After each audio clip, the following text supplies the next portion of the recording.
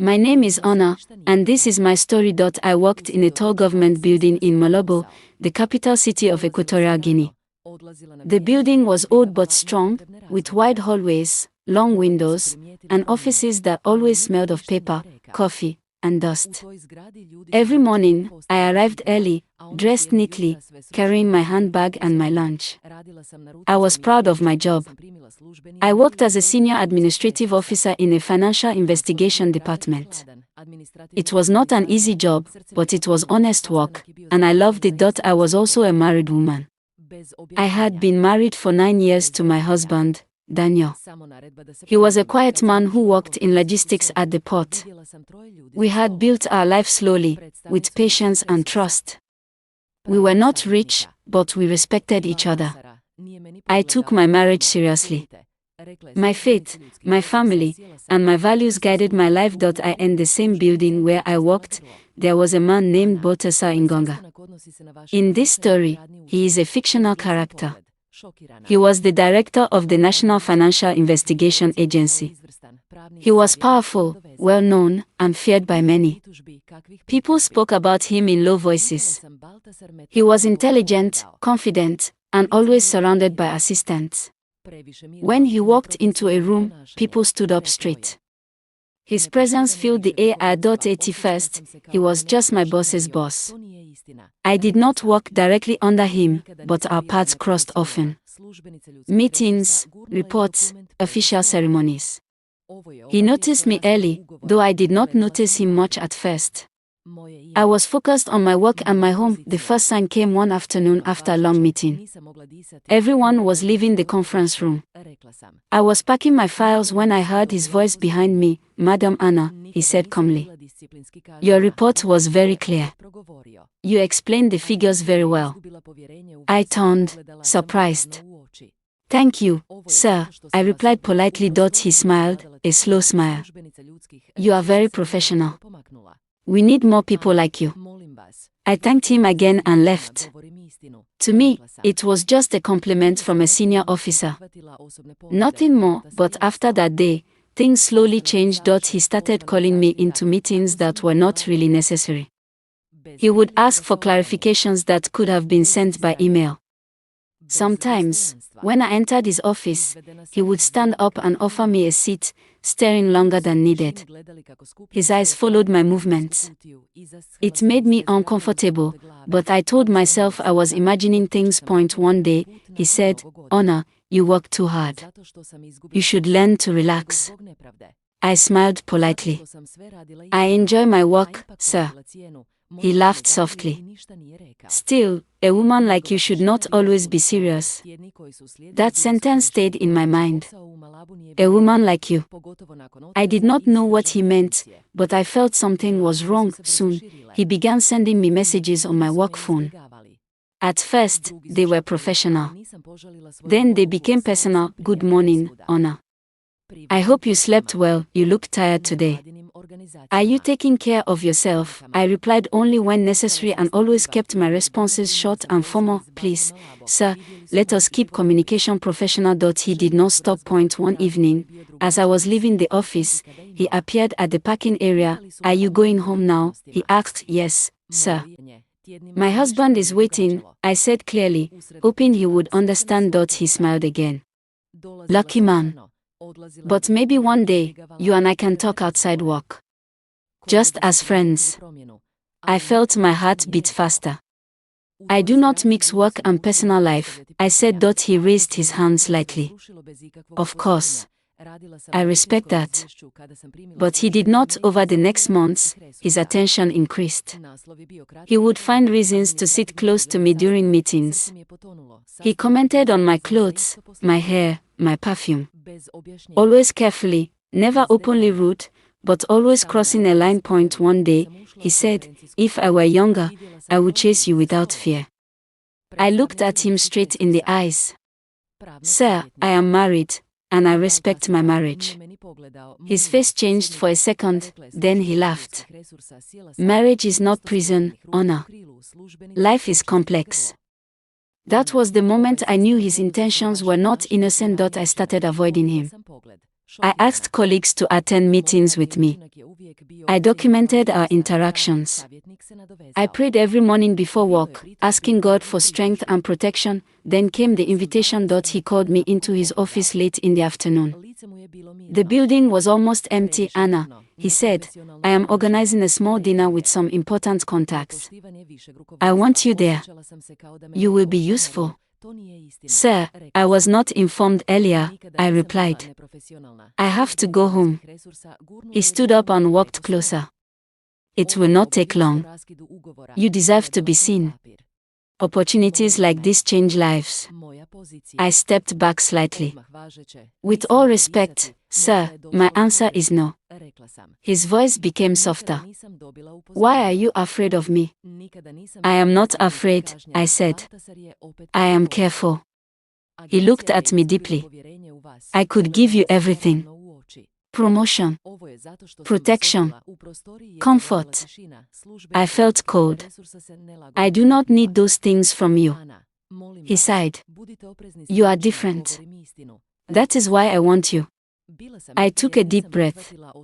Sir, I will say this once. I am married. I am your colleague. I am not interested. Please stop. Silence filled the room. For a long moment, he said nothing. Then he nodded slowly. You may go, he said. After that day, things became difficult. He did not speak to me directly, but I felt his influence. My files were delayed. My requests were ignored. I was removed from some meetings. Still, I held on. I did my job with dignity. At home, I told my husband everything. He listened quietly, then held my hands. You did the right thing, he said. No job is worth your soul. His support gave me strength. Months later, a restructuring happened. I was transferred to another department. Some people said it was punishment. I did not care. I slept peacefully again. Years passed. I never accepted his advances. I never gave him a chance. I never met him outside work. Nothing happened between us. My marriage survived. My self-respect remained intact. Looking back, I understand something important. Power does not give someone the right to cross boundaries. Silence does not mean consent. And integrity is more valuable than any promotion. This is my story. A story of temptation refused. A story of a woman who chose her values over fear. A story of quiet strength, and I tell it so other women know they are not alone. After the day I clearly told Botesa to stop, I hoped he would finally respect my words. For a short time, things were quiet. Too quiet. He avoided speaking to me directly, but I could feel his eyes on me whenever we were in the same space. It was like a shadow that followed me through the office corridors. One afternoon, my supervisor told me that the director wanted to see me urgently. My stomach tightened. I gathered my documents and walked slowly to his office. The hallway felt longer than usual. When I reached his door, his assistant nodded and told me to enter. His office was large, with dark wooden furniture and heavy curtains. The air smelled of expensive cologne. He was standing near the window, looking outside. When I entered, he closed the door himself. That already made me uneasy. Please, sit, he said calmly. I remained standing. You asked to see me, sir. He turned toward me and smiled. You are always so formal. Relax. I prefer to stand, I replied. He walked closer, too close. I stepped back, my heart beating fast. Honor, he said softly, why do you fight this so much? I am not fighting anything, I said. I am just doing my job. He reached out, as if to touch my arm. I moved away immediately. Please do not, I said firmly. For a moment, his face hardened. Then suddenly, he leaned forward quickly, trying to kiss me. I turned my head sharply and stepped back again. His lips touched only air. Stop this right now, I said, my voice shaking, but strong silence filled the room. I could hear my own breathing. He straightened his jacket and laughed nervously. You misunderstand everything. No, I said. I understand very well. I walked to the door, opened it, and left without looking back. My legs felt weak, but I did not stop walking until I reached the restroom. Inside, I locked the door and sat down, shaking. I prayed quietly, asking for strength after that incident. I avoided being alone with him at all costs. I always made sure someone else was present. I changed my schedule when possible. Still, he found another way to trap me. One morning, he called me to his office again, but this time his assistant was there. Anna, he said in a professional tone, we need to purchase new office equipment. I want you to come with me to review the items. You have good judgment. I hesitated. Sir, can the procurement team handle that? I trust you more, he replied quickly. It will be during working hours. Official duty because it sounded like real work and others were aware. I agreed. I told myself to stay alert and professional that afternoon. We left the building together in his official car. I sat in the back seat, keeping my distance. At first, everything seemed normal. But after some time, I noticed we were not heading toward any equipment supplier. Sir, I asked carefully, where is the store? He smiled through the mirror. First, let us eat. You cannot think well on an empty stomach. I already had lunch, I said. We should go directly to the supplier. He ignored my words. The car stopped in front of a very fancy restaurant. The kind of place I had only seen in magazines. Soft music played inside. Waiters stood in clean uniforms. I felt uncomfortable immediately. This is not appropriate, I said. We are on duty. Do not be dramatic, he replied. It is just lunch. I will not go in, I said. He looked annoyed. Get out of the car, Honor. I felt trapped. People were watching. I stepped out slowly, planning to leave as soon as possible. Inside, everything was elegant. White tablecloths. Soft lights. He ordered expensive food without asking me.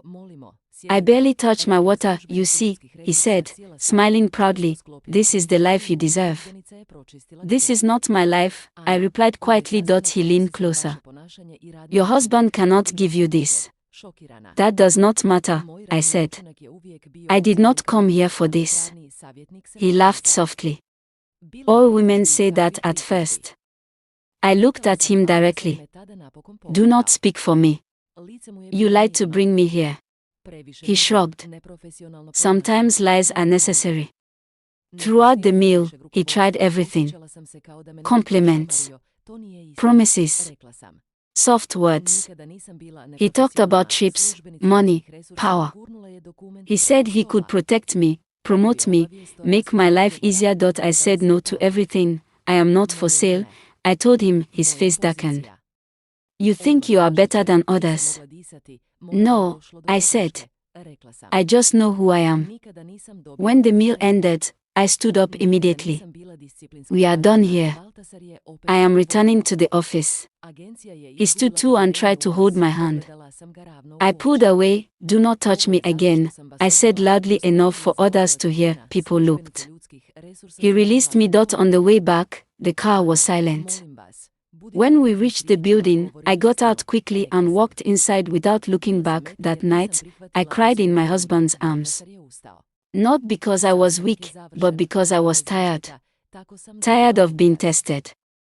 Tired of being pressured. Tired of defending my dignity, but I never gave in. Days later, Balthasar sent me a message. You are making a mistake. I replied only once. Do not contact me again for personal reasons. After that, his behavior changed. He became cold and distant. He used his power in small ways. But I remained strong. I reported what I could. I documented everything. I leaned on my faith and my family. He never succeeded. He never kissed me. He never slept with me. He never broke me. I walked away with my head high, knowing that even when someone powerful tries to pull you down, your values can keep you standing. After the restaurant incident, I believed Balthasar would finally stop. I had been firm. I had embarrassed him in public. I had clearly drawn a line. But I underestimated how used he was to getting whatever he wanted. The next phase of his behavior was different. He stopped being openly aggressive. Instead, he became sweet, generous, and calculating. It was as if he changed his strategy completely. One morning, I arrived at my desk and found a small gift bag placed carefully beside my computer. It was elegant, with a ribbon tied perfectly. I froze when I saw it. I did not touch it. A few minutes later, my phone buzzed. Good morning, Honor. I hope you found the small surprise. Just a token of appreciation for your hard work. My heart sank. I stood up, picked up the bag with 2 fingers, and walked straight to his office. His assistant looked surprised but said nothing when I entered. Balthasar smiled as if he had been waiting. You liked it, he said confidently. I did not open it, I replied, placing the bag on his desk. His smile faltered slightly. You should. It is something you will love. I do not accept gifts from colleagues, I said. Especially not from you. He leaned back in his chair, studying me. You are different from other women. I am not interested in being compared, I said calmly. He laughed. You know, Honor, I notice everything. Your shoes, your bags, your taste. You like quality. I felt anger rise inside me. You are crossing a line. No, he said softly. I am offering care. I do not need your care, I answered. He opened the bag himself and pulled out a beautiful purse.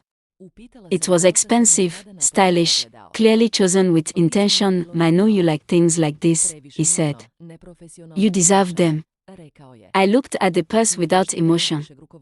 Take it away. His eyebrows lifted in surprise. Most women would be grateful. I am not most women, I replied, for the first time. He looked genuinely confused. Days later, he tried again. This time, he called me into his office under the excuse of reviewing a budget report. Everything on the table was professional. Numbers, papers, screens. Then, casually, he said, do you drive to work every day? Yes, I answered cautiously. Your car is old, he said. Reliable, but old. I said nothing. I could help you get a new one, he continued. Something comfortable. Something safe. Something that suits you. I closed the file in front of me. Why are you saying this? He smiled. Because I care about your comfort. I have never asked for anything from you, I said. That is exactly why I want to give, he replied. I stood up. Sir, let me be clear. I do not want a new car. I do not want purses. I do not want favors. His voice softened. You are married to a simple man. You work too hard. Let me make your life easier.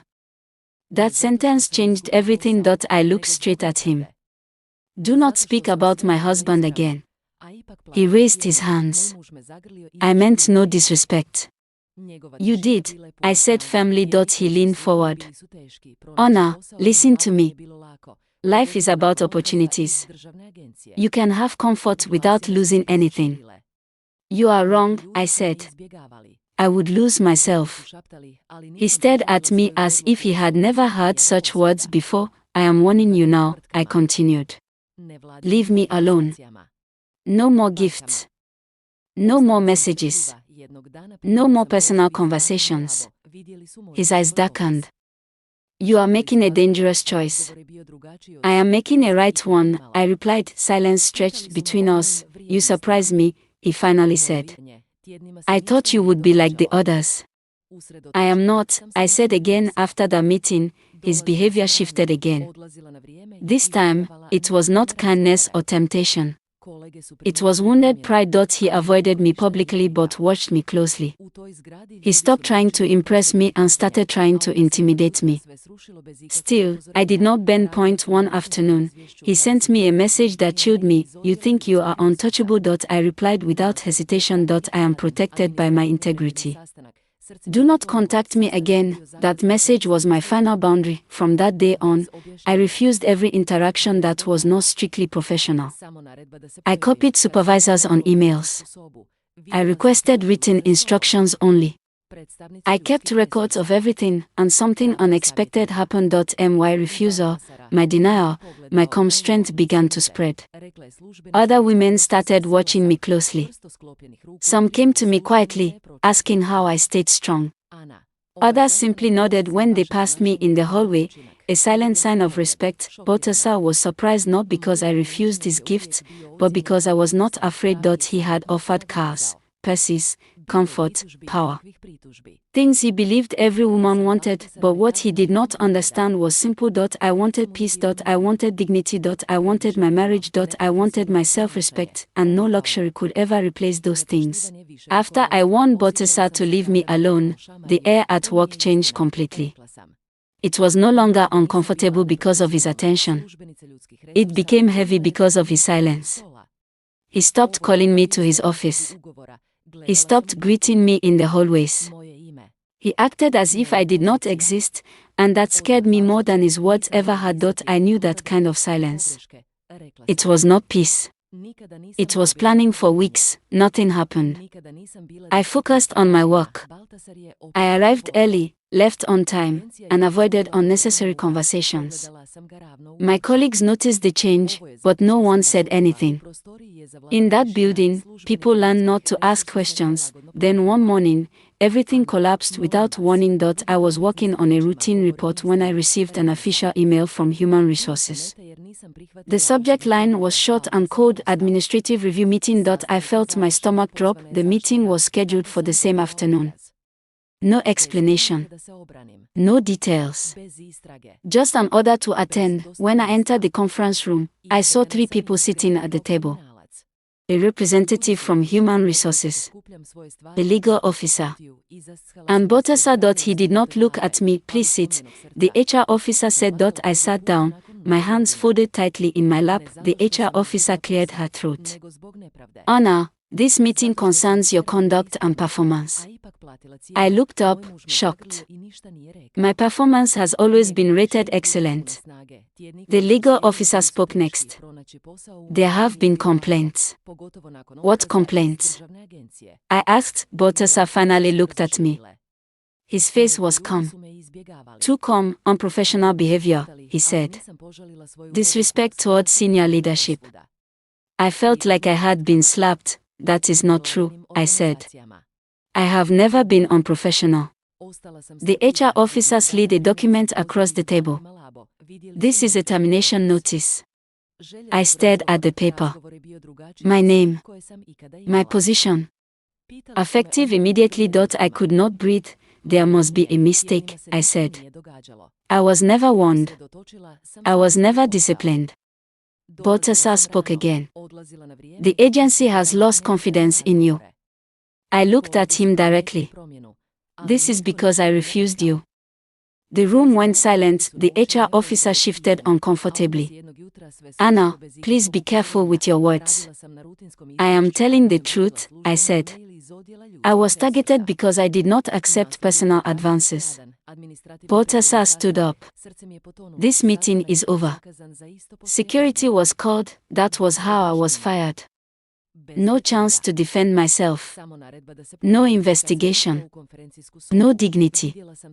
I was escorted out of the building like a criminal. People watched in silence as I collected my things in a cardboard box. I walked out of that building with my head high but my heart broken. At home, I cried for the first time in years. Not because I lost the job, but because of the injustice. Because I had done everything right and still paid the price. My husband held me and said nothing. His silence was full of strength. The weeks that followed were hard. Finding work in Malabo was not easy, especially after being fired from a government agency. Rumors spread fast. Some people avoided me. Others whispered, but I did not regret my decision. I sent applications everywhere. Private companies, NGOs, banks. I stayed patient. One day, I received a call from Malabo Bank. They had seen my resume. They wanted an interview. The interview was different from any I had experienced. They asked about my values, my ethics, how I handled pressure. I told them the truth. Without names, I believe in integrity. I said. Even when it cost me. A week later, I received the call. They offered me the job. I cried again. This time from relief. Working at Molobo Bank changed my life. The environment was respectful. My skills were valued. My voice mattered. Slowly, I rebuilt myself. Botesa lost his power over me the day I walked out of that building. He thought firing me would break me. It did not. It freed me.